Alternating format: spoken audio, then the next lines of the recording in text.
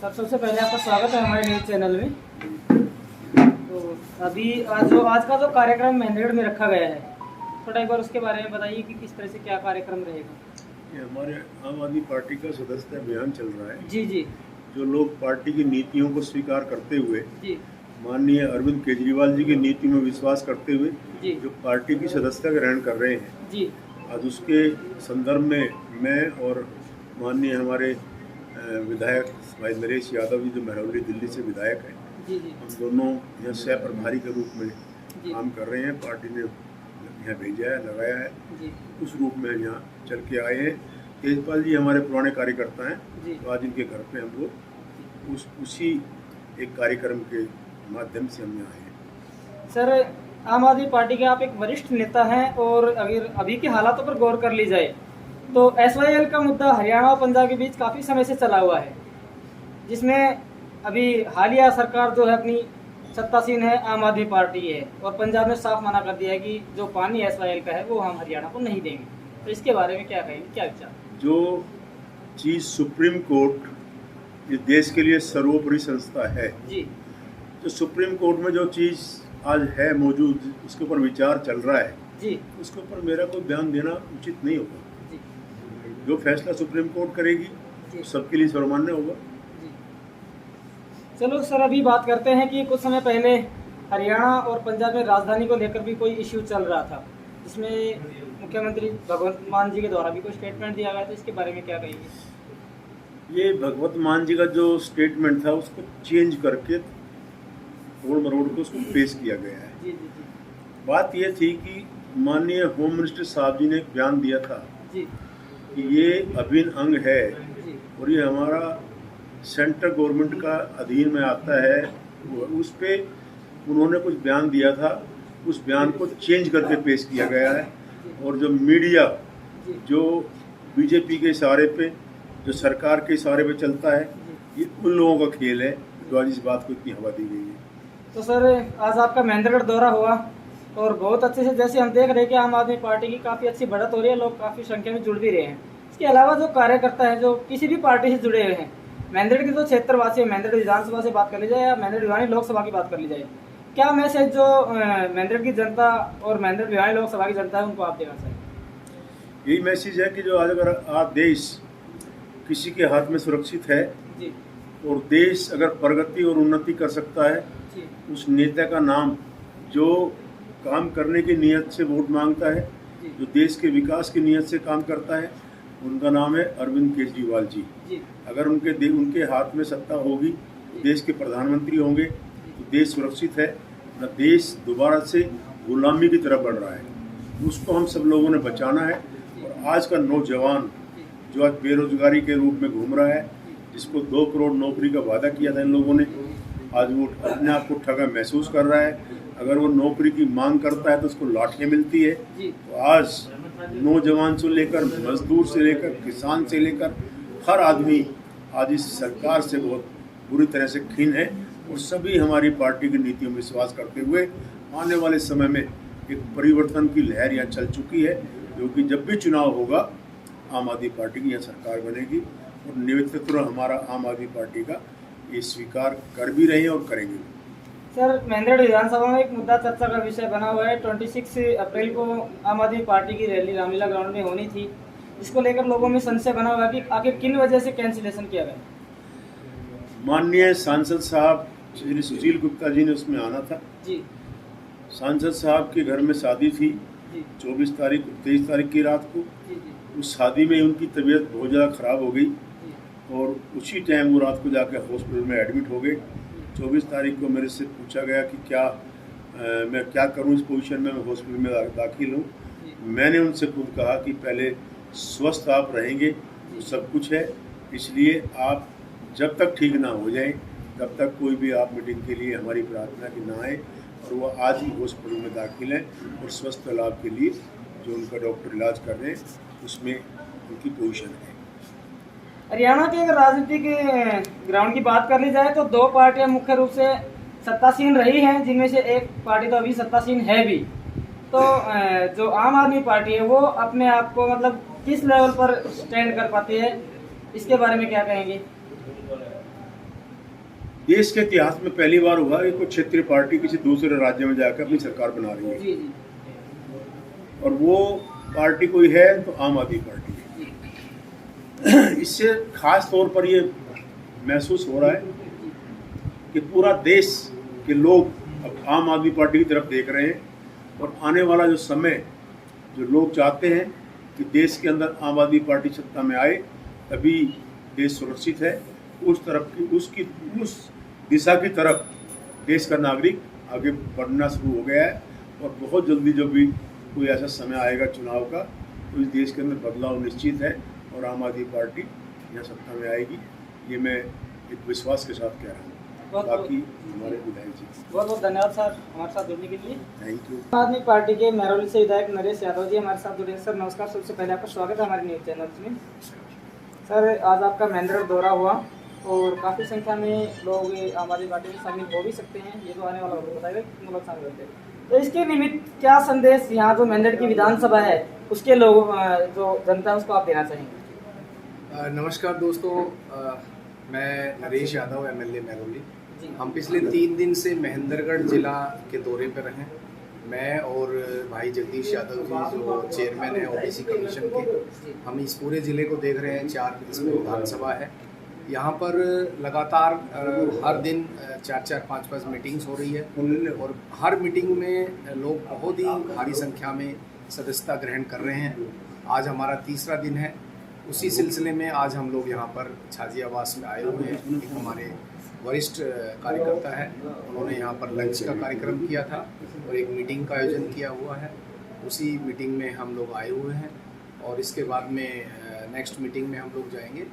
आप सब जानते हैं कि जिस तरह से 2013 में आम आदमी पार्टी ने दिल्ली में काम की राजनीति और ईमानदार राजनीति की शुरुआत की, फिर उसके बाद 2015 में सरकार बनी, उसके बाद 2020 में बनी, और शिक्षा, स्वास्थ्य, बिजली, पानी में जो हमने काम किया है उसी मॉडल को जब हम पंजाब लेके गए तो पंजाब के लोगों ने सराहा और वहाँ पर भी इतिहास बचा। 92 सीट्स आई। जब से पंजाब आया है पूरे हरियाणा में हलचल है। सभी लोग आम आदमी पार्टी में आना चाहते हैं। सभी लोग आम आदमी पार्टी को एक बड़ी पार्टी के रूप में देखने लगे हैं। हालांकि आम आदमी पार्टी ने जब 2014 का नेशनल इलेक्शन लड़ा था, लोकसभा चुनाव लड़ा था, तब भी हमारे 4 सांसद आए थे और तभी से आम आदमी पार्टी लगातार कई राज्यों में चुनाव लड़ना चाह रही है। और गोवा में भी हमने अभी चुनाव लड़ा तो 2 हमारे विधायक आए हैं। तो अब तो आने वाले टाइम में आम आदमी पार्टी एक नेशनल पार्टी होगी और जो नेक्स्ट इलेक्शन है हमारे लोकसभा पे, उसमें बहुत बड़ा एक इम्पैक्ट आम आदमी पार्टी देने वाली है।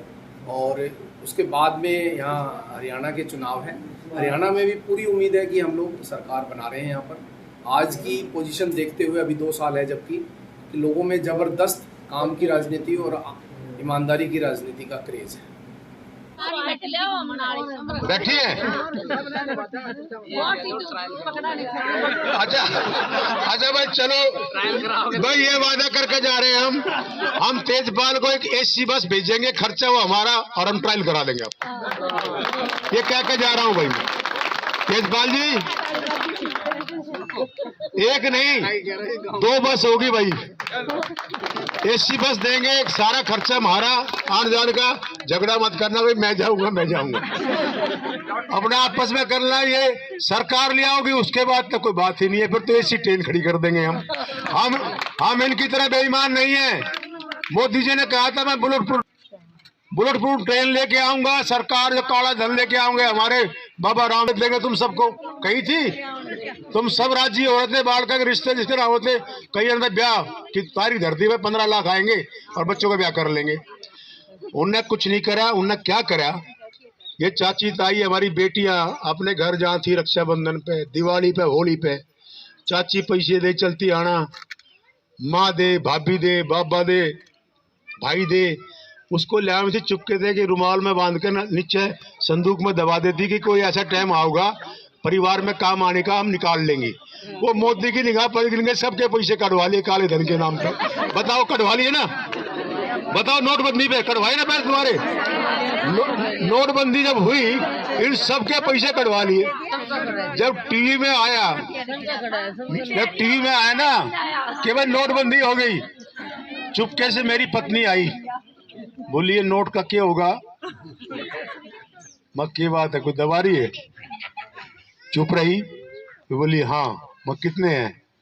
तो घूम के आई, बोला मगर 1 लाख ले रही है। फिर थोड़ी देर में घूम के आई कि बोला कब तक बदली होंगे? पता नहीं क्यों चिंता हो रही है? बोली 2 लाख है। मगर तुझे बता दे, अब उसकी पोल नहीं खोल रहा हूँ, ठीक ठाक ले रही थी, और उसके वो सारे बट गए कि कोई वो बंदवान के नाम के किसी के नाम करवा दिए, किसी करवा दिए, उल्टे ना आए, वो सब मोदी खा गया। तो हम ऐसे बेईमान नहीं है। हमने तो तुम्हारी ट्रेन बुक करेंगे, उन्होंने कहा हम बुलेट प्रूफ ट्रेन चलाएंगे।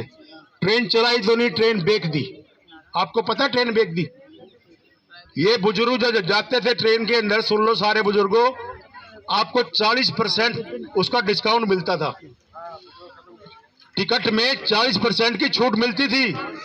40% तो छूट बंद कर दी, और जो ये ट्रेन थी वो बेच दी।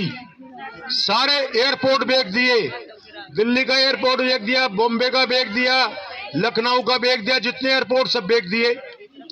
इससे बड़ी बात कोई नहीं होती। जो हमारे बच्चे आर्मी में नौकरी करते हैं, जो हथियार फैक्ट्री बनाती है, वो भी सरकारी से प्राइवेट कर दी, वही बेच दी। देश की एक एक प्रॉपर्टी को, एक एक फैक्ट्री को बेचा जा रहा है आज। अगर इस चीज को कोई बचा सकता है, देश को, नौजवान को नौकरी दे सकता है, रोजगार दे सकता है, LIC वो बेच दी। उस नेता का नाम है जो भ्रष्टाचार को खत्म करके दिल्ली में सारी रिश्वतखोरी बंद कर दी। हरियाणा में तुम जहां भी काम करवाने जाओ, पहले रिश्वत मांगी जाए, बाद में कुछ काम हुआ है। छोरा नौकरी लगे है तो उसकी पहले रिश्वत मांगेंगे, जब काम होगा नौकरी का उसका। हमारे दिल्ली के अंदर देख लो, रिश्वत सब बंद कर दिए हैं हमारे केजरीवाल जी ने। ऐसा नेता एक है जो काम के नाम पे वोट मांगता है। सरेआम दिल्ली में कहा चुनाव में उसने कि भाई अगर दिल्ली वालों, मैंने पिछले 5 साल में तुम्हारे लिए काम किया हो तो मुझे वोट दे देना, ना मुझे वोट मत देना। ये बैठे नुमाइंदे उनके, ये बैठे। पिछली बार ये 67 थे, अब की बार 62 जीत के आए। 70 में 62, पिछली बार 70 में 67 थे। उसने कहा काम के नाम पे वोट दे दो मेरे को। ये लोग हैं जो चुनाव होगा पाकिस्तान को ले आएंगे। यहाँ करते ना ये बात पाकिस्तान की, जिन्ना की बात करेंगे, हिंदू मुस्लिम के दंगे करा देंगे। इनका ये मतलब है कि इस देश को बांट दो। अरे तुम नौजवानों को नौकरी देके वोट मांग लो। आप बुलेट प्रूफ ट्रेन की बात कही थी, वो चला के वोट मांग लो। ये देश के अंदर जो स्मार्ट सिटी बनाने की बात की थी, उसके लिए वोट मांग लो। किसान 2 साल तक, 1 साल तक बैठा रहा बॉर्डर के ऊपर, गर्मी में, सर्दी में, इनको ध्यान नहीं आया। आखिरी में उनको बिल को लिया। किसान की अपनी खेती है, तुम उसका बिल लेके आ रहे हो। किसान तो नहीं चाहता बिल इनको, इसको तो उसका रेट चाहिए कि गेहूं का रेट फिक्स कर दो। इनका मतलब क्या है कि बाजार में एक बार माल ले आओगे, मंडी के अंदर आपके खेत किसी ने ले लिए एक बार, अगर खेत ले लिए और वो पावर दे दिया SDM को कि उसका केस अदालत में नहीं जाएगा।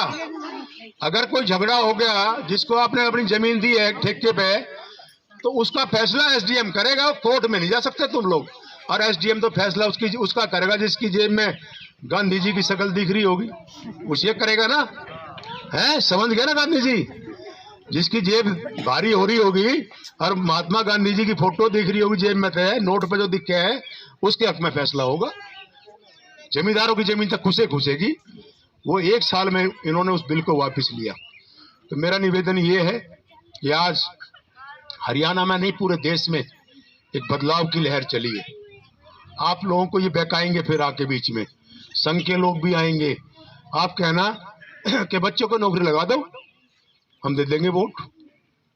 आप कहना हमारी सड़कें, पानी, सीवर इस एरिए में ये सारी व्यवस्था कर दो, दे देंगे वोट। काम करके दिखा दो, वोट ले जाओ।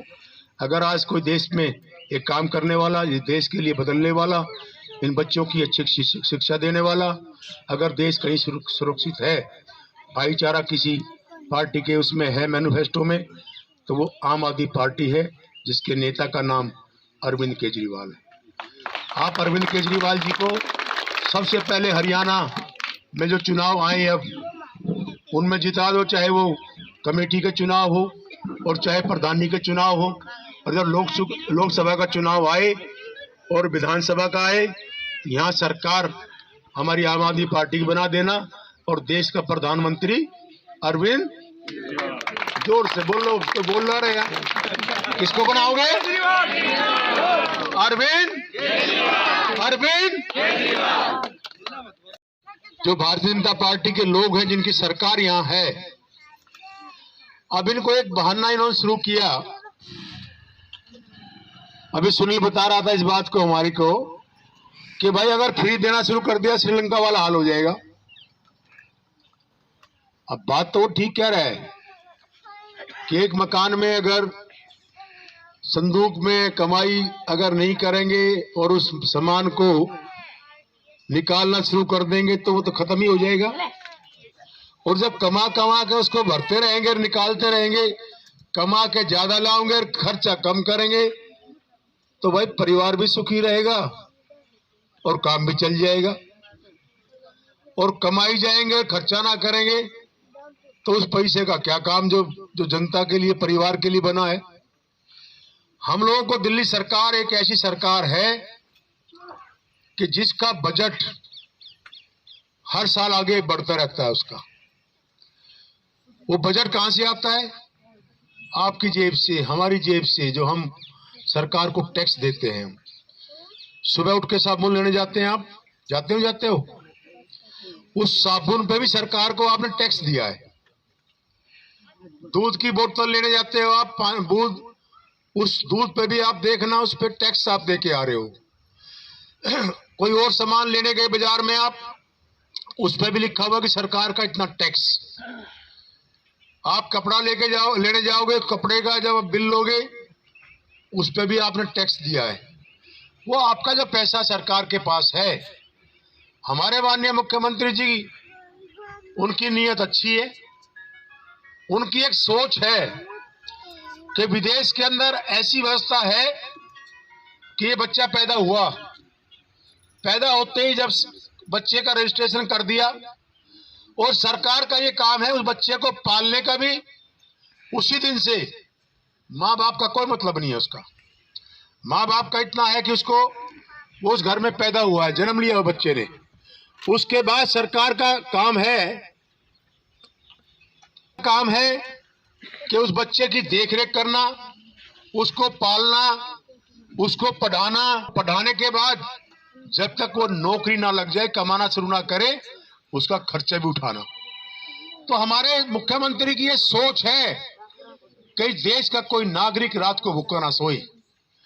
इस देश का कोई किसान बच्चे को पढ़ाए बगैर ना रहा था। बाबा भीमराव अंबेडकर जी का, महात्मा गांधी जी का, कि अगर बच्चों को अच्छी शिक्षा मिल जाएगी और परिवार में बच्चा पढ़ लिख के उसको अच्छी नौकरी मिल जाएगी, तो जो वो चाहते थे कि जो 20% लोग पैसे वाले हैं उनके बराबर जो किसान को लाना चाहते हैं, जो मजदूर को लाना चाहते हैं, वो अपने आप वो सपना पूरा हो जाएगा अगर घर में एक बच्चा पढ़ लिख के कोई अच्छी नौकरी लग जाए तो। और वो नौकरी तब लगेगा जब उसको अच्छी शिक्षा मिलेगी। और शिक्षा दिल्ली के अंदर जब सरकार बनी तो हमारे मुख्यमंत्री जी ने 2 काम पहले किए, को बदल दिया। और वो स्कूल आज ऐसे हैं कि प्राइवेट स्कूल में कोई दाखिला नहीं लेता, सरकारी स्कूलों में दाखिले होते हैं। और दाखिले नहीं, जब अमेरिका के राष्ट्रपति पीछे आ रहे थे, जब ये कोरोना लेके आए अमेरिका के राष्ट्रपति, आपको पता है कोरोना कहां से आया था? ये कोरोना विदेशों से आया था, ये चाइना से आया था, अमेरिका से आया था। जब वो आए गुजरात में, उनका मोदी जी ने स्वागत किया, तो उनके साथ उनकी पत्नी ने, जब बेटी आई तो उन्होंने कहा कि राष्ट्रपति जी, हम आपके साथ चल तो रहे हैं, लेकिन हमारी एक शर्त है, ना तो हम कुतुब मीनार देखने जा रहे, जहां से विधायक हमारे नरेश जी हैं, इनके क्षेत्र में है वो कुतुब की लाइट, जिसने बोला कुतुब मीनार इन्हीं के एरिया में है, वो हम वो ना देखने जा रहे, ना हमने ताजमहल देखना। हमने तो हिंदुस्तान में जो दिल्ली की राजधानी है, जहां के मुख्यमंत्री केजरीवाल जी हैं, उनके स्कूल देखने हैं कि पूरे संसार में एक ही बात की आवाज उठ रही है कि केजरीवाल से बढ़िया पढ़ाई के नाम पर स्कूल अगर कहीं है, वो बढ़िया संसार में कहीं नहीं है। हमें तो वो स्कूल दिखा दो आप। और वो स्कूल देखने के लिए उनकी बेटी, उनकी पत्नी दिल्ली सरकार के सब स्कूलों में घूम के गई हैं। और जो पढ़ाई हमारे यहाँ होती है वो पढ़ाई जाकर अमेरिका में शुरू कर दी। इससे बड़ी खुशी की बात क्या होगी कि जिस अमेरिका की नकल हम करते थे, आज वो अमेरिका हमारी नकल कर रहा है। वो आज हमारे से सीख रहा है, आज हमारे जो दिखाया हुआ रास्ता उस पर चल रहा है। दूसरी, हमारी पॉलिसी जो है बीमार, उसकी हेल्थ की पॉलिसी जो है, आप यहाँ अपने हॉस्पिटल में जाते हो, किसी का जुकाम हो गया, बुखार हो गया बच्चे के, जाओगे डॉक्टर मिलेगा, पहली बात है डॉक्टर वो चेक ही नहीं करता। आपका कंपाउंडर जो होगा ना, उसका मैच पे कपड़ा मारने वाला कंपाउंडर भी नहीं होता पूरा, वो वही तो चेक करे, आपने वही करे है ना, सही बताना जो बोल रहा हूं मैं।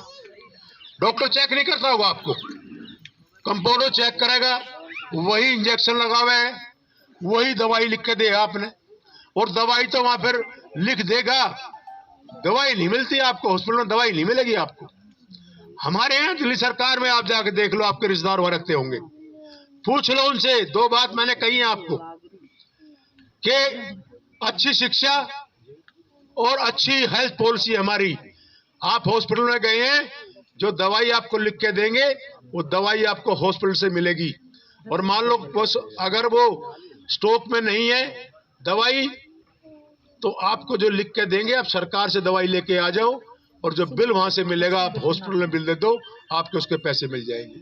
ये हमारे वहां की व्यवस्था है। ये गरीब को बीमारी में बगैर दवा के लिए किसी को तड़पना नहीं पड़ेगा, उसका बगैर पैसे के उसका इलाज रुकेगा नहीं। ये हमारे मुख्यमंत्री जी की व्यवस्था है। और भगवान ना करे किसी को बड़ी बीमारी हो गई, ऐसी बीमारी भगवान ना करे किसी घर में आए, किसी को कैंसर की हो गई, किसी की किडनी की हो गई, किसी को और बड़ी बीमारी हो गई, तो जितना भी खर्चा इलाज का है सारा हमारी दिल्ली सरकार उसका खर्चा उठाती है, और प्राइवेट हॉस्पिटल उसका इलाज कराती है।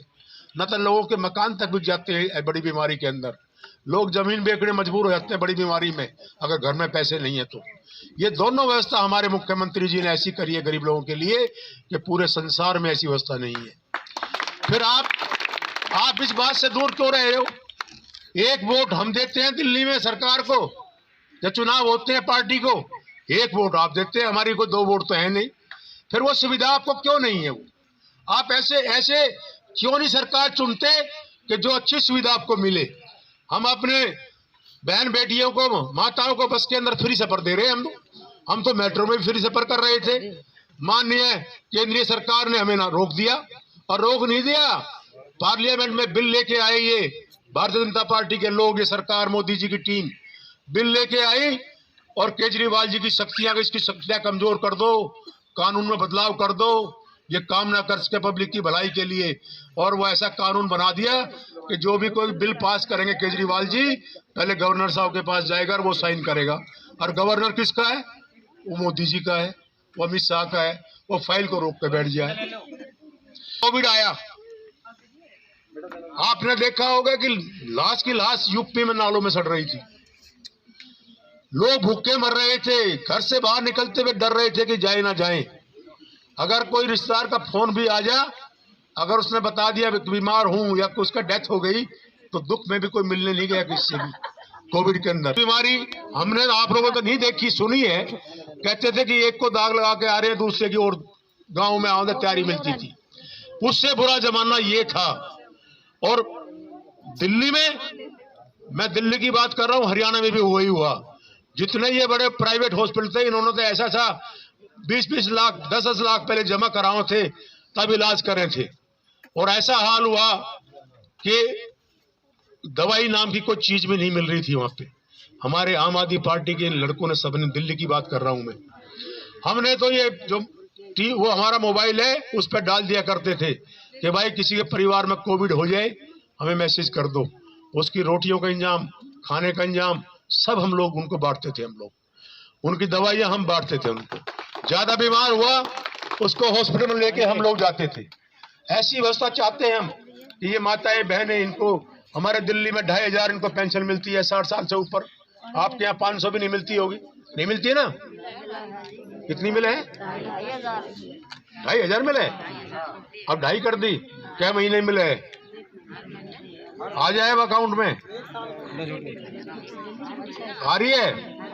हम 2,500 पेंशन देते हैं, महिला को 2,500 देते हैं, बुजुर्ग को 2,500 दे रहे हैं। और यहाँ सरकार लिया हम तो बढ़ा देंगे, 5 कर देंगे तुम्हारी। हाँ तो भरो, मैं कह के जा रहा हूँ, हम मुख्यमंत्री से करवा देंगे इस बात को। हम तो आपकी 5 कर देंगे जो हमारी महिला 60 साल से ऊपर है।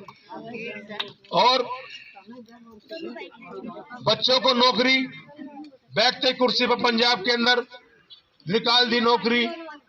और नौकरी नहीं, ये हमारे विधायक जी बैठे ऐसे, वहां जो पुराने विधायक थे वो एक पेंशन नहीं, 5-5, 6-6 पेंशन ले रहे थे वो एक विधायक के रूप में। हमारी सरकार ने आते ही वहां एक पेंशन कर दी, भाई एक पेंशन मिलेगी, एक पेंशन करी ना, एक पेंशन कर दी।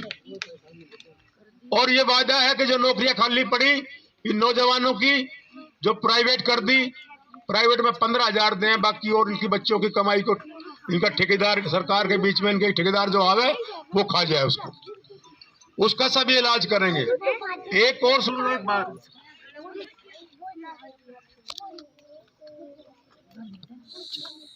हमारे यहाँ एक योजना चलाई, ये बच्ची दिल्ली में पैदा हुई, इसका दिल्ली का हॉस्पिटल का सर्टिफिकेट है।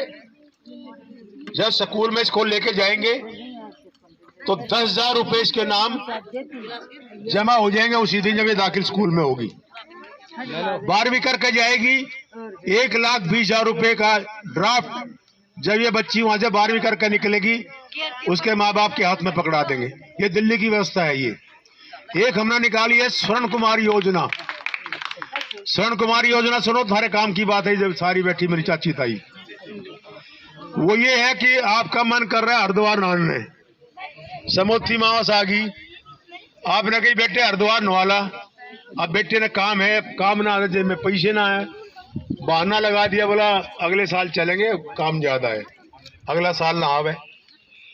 हमारे मुख्यमंत्री जी ने एक योजना निकाल दी कि जिसका मन करे हरिद्वार नहाने का, जिसका मन करे वैष्णो देवी जाने का, जिसका मन करे रामेश्वरम मंदिर जाने का, जिसका मन करे अयोध्या जाने का, जिसका मन करे अमृतसर मंदिर देखने का, उनके लिए हमारे एक योजना है कि उसको रेल का 2nd क्लास का टिकट देंगे, उसकी जेब में खर्चा डाल लेंगे पूरा आने जाने का, खाने का और होटल में रुकने का, और साथ में वो पोते न ले जाए या बेटे ले जाए कि जो वो बहाना मारा था काम है, उससे कह दे भाई तू ना नुहा के लाया ना घुमा के लाया, चलता ना हम घुमा के लाऊंगे, सरकार उसका भी खर्चा देगी।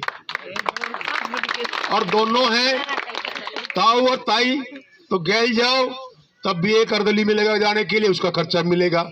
इसका नाम है हमारा स्वर्ण कुमार योजना। अब सरकार ले आओ, जिसने नान जाना हो समोती में उस वहां नुहा देंगे, जिसका जी करे अमृतसर का मंदिर देखने का वो दिखा देंगे। है अच्छा।